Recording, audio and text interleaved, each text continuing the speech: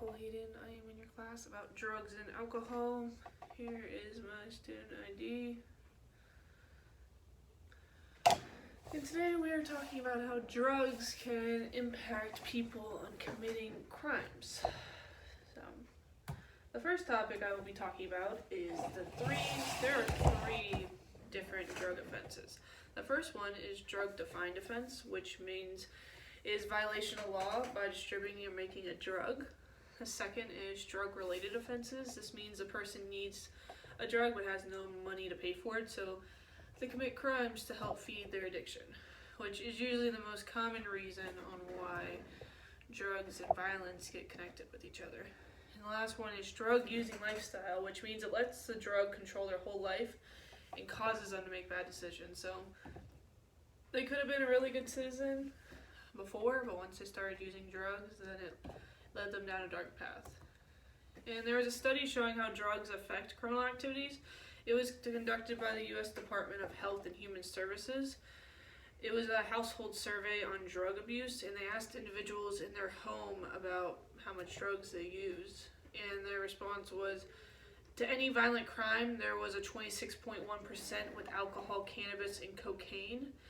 And then the alcohol and cannabis only was at 14.6%, showing that cocaine does have a big effect on what causes people to break the law. And the study was conducted between 18 and 49-year-olds in 1991. There was also another study taken that showed male arrests in 24 cities ranged from 42 to 79% of having a drug use when committing a crime, according to the National Institute of Justice.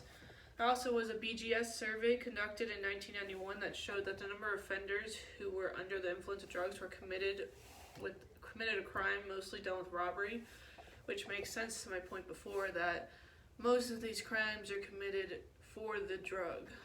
Because if they need it so badly, they'll do anything for it. And while the inmates who had homicide and assault were least likely to do it under the influence while committing a crime, which makes sense since when people want to commit those like assault or homicide, they want to know what they're doing to that person. Like, they're very aware. And the need to support the drug addiction in another BGS survey that was conducted in 1991 showed that 17% of state inmates admitted they did the crime to support their drug addiction. Also, another study in 1989 reported that 13% admitted to doing the crime for drugs. So very consistent on that rating. This shows that the drugs can really change a person into something they are not. Drug trafficking is also a very key point on what causes drugs to be related to violence, because there's a competition on drug markets to sell drugs, so they have to deal with other people.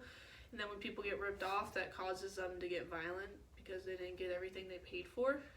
And then individuals who are involved usually are more prone to getting violent. So people that are experienced in this field do not like to be ripped off. And locations where drugs are usually sold are in bad areas, which makes social controls ineffective, because if you're in a nice neighborhood, you're obviously not going to feel very comfortable doing something illegal because you're going to think someone's going to tell on you. So that also does not help the situation. It is really hard to see a relationship between drugs and a crime, though, because a lot of the crimes committed are on a lot of factors, such as personal relationships. So we can say that the drugs were committed for a crime, but it's hard to really show exactly how consistent it is. Because drug-related varies because some can have very little presence of drugs while others have a lot. Because I can ask you, were you under the influence of a drug while you committed this crime? And you can say yes, but how much or how little are we talking? Like, how much did the drug actually influence you to do the crime versus how much did you really just want to do it to do what you wanted? And reports of the offenders can be exaggerated and used to measure how much drugs are in the system is what was most recent. Like I said before, people can exaggerate, oh, he was under the influence of cocaine, but how much cocaine? When did he do it? Did the drug wear off already? Are you using that as an excuse? How likely is it that what you're saying is actually true? It is impossible to say how much exactly drugs play a role in criminals committing crimes, because you can do urine tests and they can show how much, like, if they have drugs in their system for the past few days, but that doesn't show on the day of the crime was the person under the influence of something? Or were they really just completely sober and they were looking for a scapegoat to explain to their friends and family on why they committed it? They just blame it on the drug and everyone would believe them.